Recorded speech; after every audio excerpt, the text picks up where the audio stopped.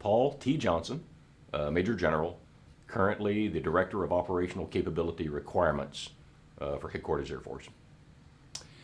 Well, for us, it was actually two terms. It was Desert Shield, Desert Storm. In August of 1990, Saddam Hussein invaded Kuwait in a grab for the oil fields. There were concerns that he would continue his invasion into Saudi Arabia, eastern Saudi Arabia, to try to seize those oil fields as well. There was a deployment of military force to try to forestall Saddam Hussein and deter him from making any further advances into Saudi Arabia. And as time went by in the fall of 1990, President Bush came to the determination and built a coalition for the express purpose of forcefully removing Saddam Hussein from Kuwait. So Desert Storm was the military operation that forcefully removed Saddam Hussein from the country of Kuwait and reestablished their sovereignty. Well, as a pilot, weapons officer in an A-10 squadron, a lot of people would logically assume that our primary task would be close air support. And in fact, in Desert Storm, that was not the case. Of all the sorties I flew in Desert Storm over all of that time, I think I flew a sum total of 3 close air support sorties. We have to remember that the ground phase, the land phase of combat in Desert Storm was fairly expeditious. We call it the 100-hour ground war, or the 100-hour ground phase. We spent weeks softening the Iraqi military, disconnecting their command and control, attriting their ground forces, deconstructing the integrated air defense system. And so we were involved in all of that. So my very first combat mission was what we call offensive counter-air, something I never dreamed I would do in an A-10. Several of us, quite a few of us, were up inside the Iraqi border destroying early warning radar sites that were expressly designed to detect aircraft penetrating Iraqi airspace. So it was all about gaining air superiority and giving ourselves freedom of action. So primarily I did interdiction of Iraqi ground forces, engaged in what we call Scud hunts. We were trying to track down Scud missiles that were raining on Saudi Arabia and Israel. We were involved in what we call SAM suppression, or DEED, destruction of enemy air defense. We are actually sending A-10s out to go after SA-2 and SA-3 and SA-6 surface-to-air missile sites. A whole story in and of itself. But we did a lot of things, and at the end, not a lot of close air support, simply because the ground portion of the campaign was not that lengthy. But I do remember specifically, as being a weapons officer and spending time in the wing mission planning cell, I had the unique opportunity to see the master air attack plan that showed what was about to occur in downtown Baghdad during the first hour, the first 15 minutes, the first 5 minutes of Desert Storm. We, the A-10s, were going to crank up operation early the next morning. But remember, Desert Storm kicked off in the dead of night, and we were getting ready to start our day operations, and I had an opportunity to see that couple of sheets of paper that showed that master air attack plan. There's all the cruise missiles, Navy and Air Force, that were going to be going to Baghdad, the F-117 strikes that were going to be going to downtown Baghdad, the MH-53 Pavlo helicopters that were going to lead in Army Apache helicopters to kick down Iraqi radar sites. And I just saw the intensity of operations that were going to take place in the first 5, 15 minutes, hour of the war. And I just have the distinct memory of thinking Saddam Hussein has no idea what's coming. And after the first 60 minutes of the war, he will be largely disconnected from his tactical forces. And he was. They tried to reconnect, but in many ways, we began the decapitation of the leadership within the first 15 minutes of the war. A host of ways that at the time probably weren't fully understood, especially from myself as a captain at the tactical level, concentrating on my squadron, flying my own missions, trying to be a weapons officer for the squadron. My aperture or my perspective was understandably somewhat limited. But over time, I have come to understand the enabling capabilities that came to us from space, that came to us out of stealth, that came to us out of new weapons and munitions, that allowed us to do things in ways that we hadn't done them before. Our ability to dynamically command and control across an entire theater There were things that, looking back in hindsight, fundamentally began the transformation of air power.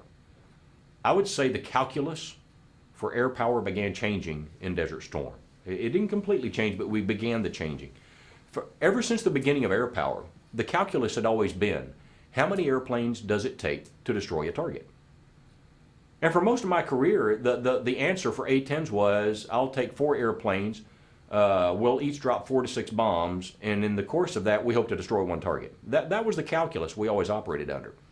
We began changing the calculus in Desert Storm from how many aircraft to destroy a target to a calculus of how many targets can 1 airplane destroy. That's our calculus today. Similarly, with the debut or the initiation of JSTARS, the Joint Surveillance Target Attack Radar System, the E-8, we had for the first time the ability to catch ground force movements in the act, day or night, regardless of the weather, and we had the ability to reorient an entire theater of air power in response to an enemy move. I had the unique experience to be in the Air Operations Center in Riyadh the night the Iraqis tried to make a move on Khafji. It was a famous battle before the ground campaign began, but the Iraqis tried to get into the town of Khafji. JSTARS caught it. They caught a large military formation trying to move on Khafji. And I had the privilege of watching General Chuck Horner, the JFAC, the Air Component Commander, move an entire theater of air power, and air power caved in on that Iraqi military formation trying to get to Khafji. Prior to Desert Storm, we couldn't do that. We had the ability to see it, and we had the ability to command and control it in ways that we never had before. So a lot of things began changing in Desert Storm, and only by hindsight do I have a fuller appreciation of the things that did change. Space gave us the ability to have long-haul, beyond line-of-sight communications, satellite communications, missile warning. The Scuds were being fired on a regular basis. We got to the point where we only would go to a shelter during a Scud attack if we knew the Scuds were coming in our direction. We knew where the Scuds were going to go, and oftentimes we would ignore the Scud because we knew it was not going to anything of significance. Space allowed us to do that. Space began to allow us precision navigation and timing, GPS that we know it today. It was in its beginning at the time. So there are so many things that we take for granted today that are fundamentally part of who we are and how we operate that saw their beginnings in Desert Storm. At King Fahd Air Force Base, we had 144 A-10s. All of the A-10s in theater were based at King Fahd. 2 squadrons out of Myrtle Beach Air Force Base, 2 squadrons out of England Air Force Base, Louisiana, a Tactical Air Support Squadron, the Forward Air Controllers, out of Davis-Monthan Air Force Base, and then a Reserve Component Squadron out of New Orleans. So even within the A-10 fight, there was a reserve presence, a reserve component presence. Similarly, we had all the Air Force Special Operations units based at King Fahd Air Base, to include a reserve component AC-130 gunship squadron. So even at our level, at the most tactical level, the reserve component was present and an integral part of the fight. What we have to remember, though, is we were right at the very end of the Cold War. The wall had come down, so the Cold War was literally ending in front of our eyes. We have to remember the role of the reserve component during that time period was that of the strategic reserve. If we had gone to a fight in Europe, NATO, World War III, the active duty would have gone, and then the reserve component would have begun preparing themselves to reinforce weeks later. That was the role of the strategic reserve, of the reserve component. It's radically different today. The reserve component is in the middle of the fight every day. As a wing commander at Kandahar Air Base, I had guard and reserve throughout the wing for all 365 days I was there. And in fact, as time went by, I began to lose track of who was active duty, who was reserve, and who was guard. It was completely transparent to the leadership. So the role that the reserve component plays today is significantly different than the role that it played in Desert Storm, just strictly because of the response time and the expectations we put on the reserve component. During the Desert Storm period and prior to that, the advertising slogan was, for the Guard and Reserve, was 1 weekend a month and 2 weeks a year. There's nothing close to that in the reserve component today, and they understand that.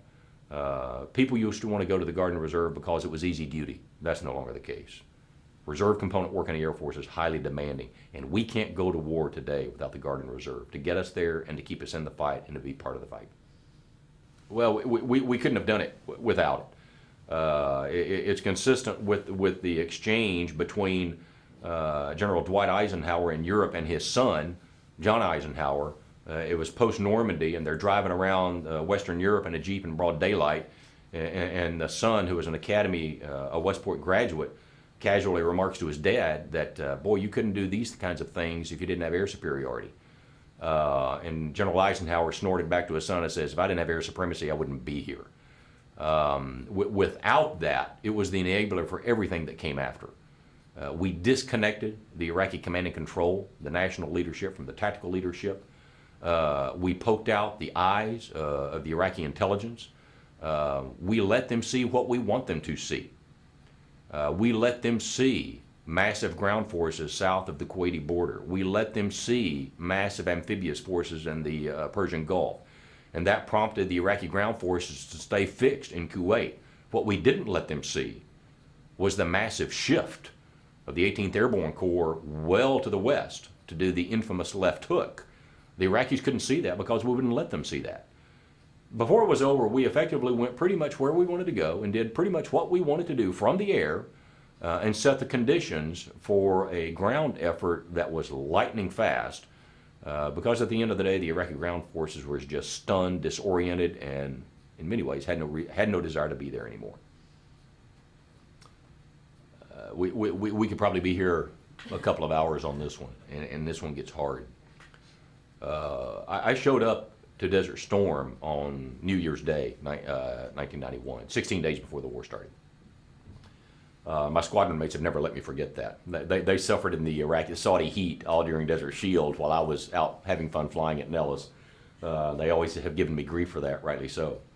When I showed up there, I took the weapons shop from Captain Steve Phillips. Sif was the weapons officer before I got there. When I showed up, he became a flight commander, and he turned over the weapons shop to me. Captain Steve Phillips was killed in action in Desert Storm. He was supporting and covering his wingman, Rob Sweetness, who had been shot down and was ultimately captured and became a POW in Baghdad. General Horner had made the comment that he was not disturbed, but a little leery of the fact that with all of the video of the attacks and the things that took place in Desert Storm and that precision strikes, that we had made war a little bit antiseptic. And we need to remember that it's not. It's personal, it's costly, and for us as a squadron, that was our painful moment. We did not all come home from Desert Storm. Another memory, two outstanding memories, one good, one bad. I was privileged to participate in a combat search and rescue mission on the 5th day of the war, where we successfully recovered a Navy F-14 front seater. We did not successfully recover his back seater. He wound up being a POW. But participating in that mission with Tom Trask, who is the MH-53 Pavlo aircraft commander, mission commander, my wingman Randy Goff, a couple of AWACS crews, numerous tanker crews. We counted up probably over 50 people involved in almost a 9-hour mission where we successfully were able to extract someone from Iraqi territory in broad daylight. A very positive memory, obviously, in my case. Got a picture on my wall in my office with 2 letters. One letter was from the pilot's dad, and the other letter is from the pilot's squadron commander. Those hang in my office. Another memory, not so hot, was another day when I was not a very good flight lead. I made some poor decisions, executed exhibited some poor judgment, and managed to get my airplane shot. Almost get my airplane shot out from under me. Managed to get the airplane back on the ground. That airplane happened to be my airplane, had my name on it. My crew chief was obviously displeased. It took him 30 days, but they replaced a wing on that airplane, and 30 days later I flew that airplane home and landed at Myrtle Beach and climbed out of that airplane to greet my wife and kids. 10 years later, I assumed command of the 75th Fighter Squadron at Pope Air Force Base, standing in front of that same airplane with my family. Aircraft 2664. She's in the boneyard now, but she's a member of the family. Another vivid memory from that very sortie was as I limped out of out of Kuwait, trying to get back to King Fahd. I had to get a little bit of gas, and I had to get some air refuel. There was only one tanker available that didn't have chicks in tow, and that was a KC-10 sitting up, I don't know, 27,000 feet, sitting up in the weather. There's no way I'm getting there. I'm flying at about 180 knots at 6,000 feet below the weather.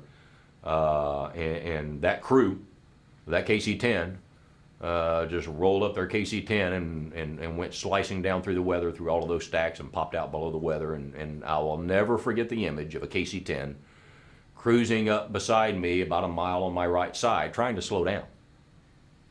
I saw him roll his flaps, trying to slow down. That's pretty common for a KC-10 to refuel an A-10. That's not uncommon. And then I saw him roll his leading edge slats. That's not uncommon either. They have to put out a lot of drag to get slow. And then, in order to slow down, I saw this KC-10 throw down his gear at 6,000 feet. He threw down his gear, got himself slowed down, then he pulled his gear back up, and I slid behind him and able to get a little bit of fuel, get back on the ground.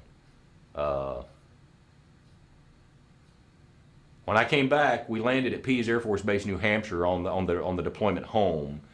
On our way back to Myrtle Beach, we had to stop at Pease just based on the way the flight plans worked out.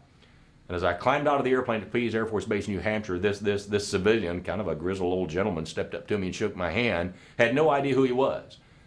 He was the father of the Boomer from the KC-10. And he handed me a letter that his son, the Boomer, had written about that story.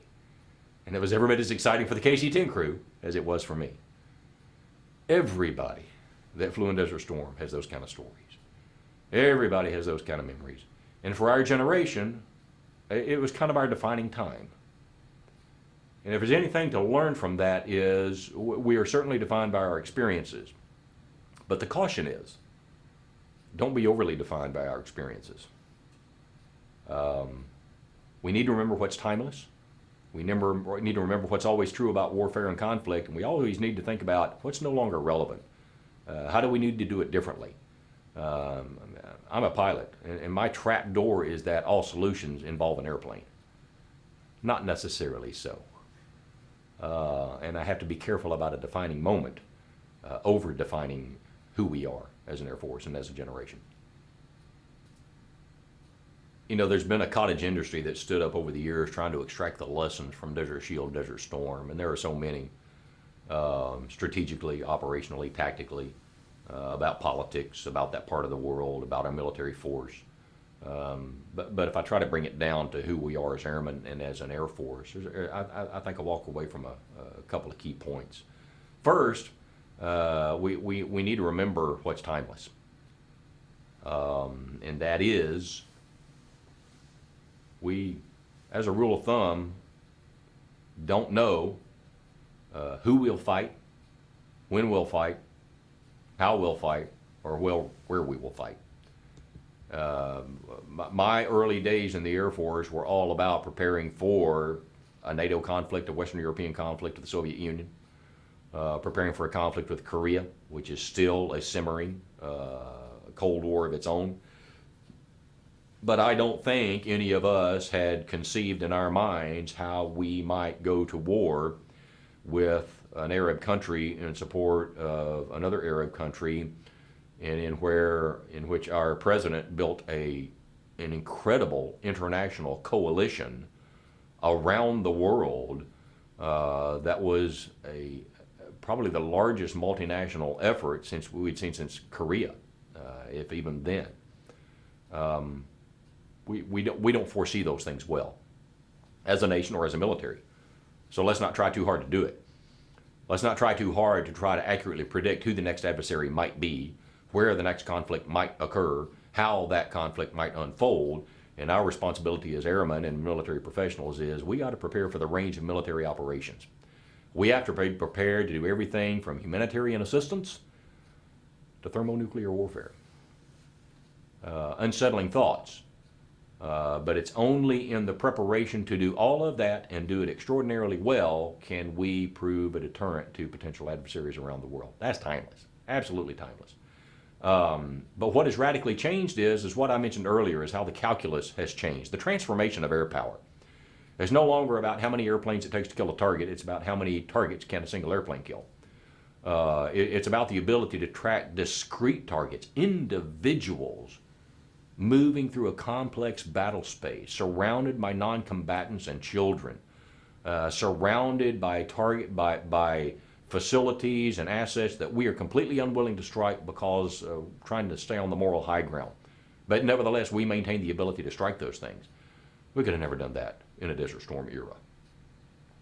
The technologies we've embraced, the things that we've done in space that enable us to communicate, navigate, understand, characterize, our ability to command and control over entire theater, our ability to dynamically, in real time, task and retask, allows us to engage in a level of accuracy and tempo that even in Desert Storm, it was hard for us to conceive where we were going. Even in the A-10, which was a very low-tech weapon at the time, we liked precision weapons. We shot a lot of Maverick missiles, and they were precision weapons. But I will tell you, when we dropped free-fall bombs, we missed a lot of targets.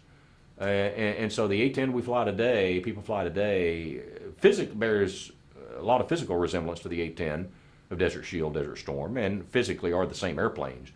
But internally, they're dramatically different with dramatically improved capabilities. And those capabilities are based on space, they're based on cyber, they're based on weapons, and based on the ability to communicate over vast distances in real time.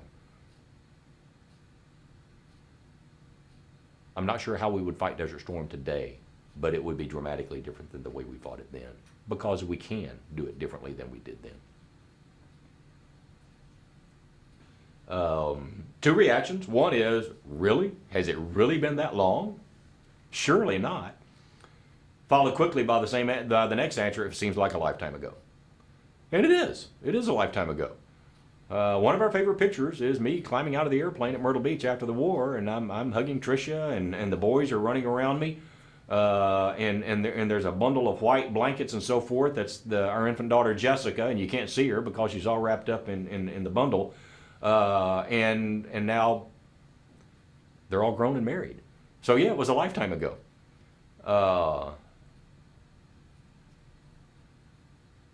Hoping memories don't fade too much. Because some of those memories are important, but hoping we as an Air Force remember the important parts, but don't let ourselves be overly defined by what happened at a particular point in time, particular point in space, particular geography. But I really hope we can remember how we came together as a joint and a coalition team. Nations from all over the world, all of the services, supporting each other, generating effects for one another, to achieve an effect in an incredibly short period of time.